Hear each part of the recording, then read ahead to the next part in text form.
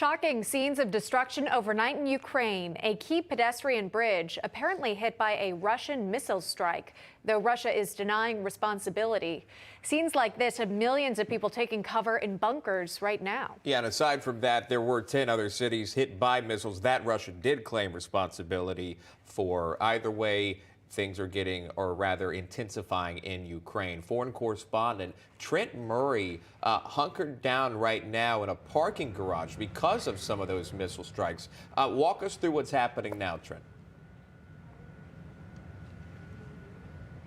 Yeah, good morning, guys. Well, we've just actually, and I mean in the past few minutes, have got the all clear for this initial air raid siren. So we're about to go back upstairs in a minute, but effectively that was the second major siren today in Ukraine. Of course, the first one came when that very real barrage of rockets began raining down across the city. I was actually out for a bit of a jog in the park nearby when one of them hit not too far. It was a pretty frightening experience, I have to say, and I think it's really woken a lot of people up in the Ukrainian capital, because it just hasn't seen anything like this throughout the war. Kyiv has generally been spared, certainly the city centre, from any sort of major strikes or barrages.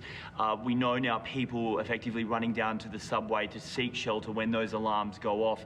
I mean, previously they would often ignore those air raid sirens because they were generally false alarms, but we've learned now with 10 people killed in this city alone, this is a very real situation. We know the city's mayor is telling people tonight to prepare for potentially having to go back to the air raid shelters, to pack some warm clothes, to have a grab bag ready to go. The Ukrainian Ministry for Defense, it's worth saying, says that Russia launched 89 cruise missiles across a number of the country's biggest cities, effectively all at the same time. Air defense systems were able to intercept just over 40 of them, we understand. President Zelensky calling this effectively a terrorist attack, saying that because Russia is losing on the battlefield in terms of soldier on soldier, they're kind of taking the cowardly way out, I should say, is how he described it, by just firing rockets indiscriminately into city centres, people trying to live their lives. We know a children's playground was hit, a college campus and an opera hall. People clearly, once again, civilians being caught up in this. It's been a pretty scary morning for people, not just here, but right across Ukraine. Yeah, Trent, before we let you go, if I could just really quickly get your comment on this. A lot of this seemingly has to do with bridges, what we've heard about. Bridges being attacked. One of them has to do with a truck bomb on the Kerch Bridge, which is the Crimea Bridge, but the one you're seeing here is a pedestrian bridge. And then President Putin saying that a mass strike on Ukraine is revenge for a bridge attack. Is there any update on that?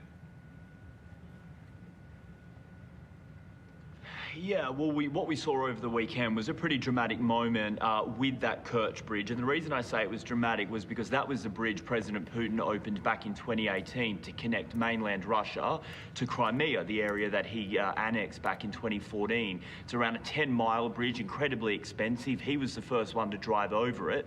It was a real personal passion project, I suppose you could describe it as.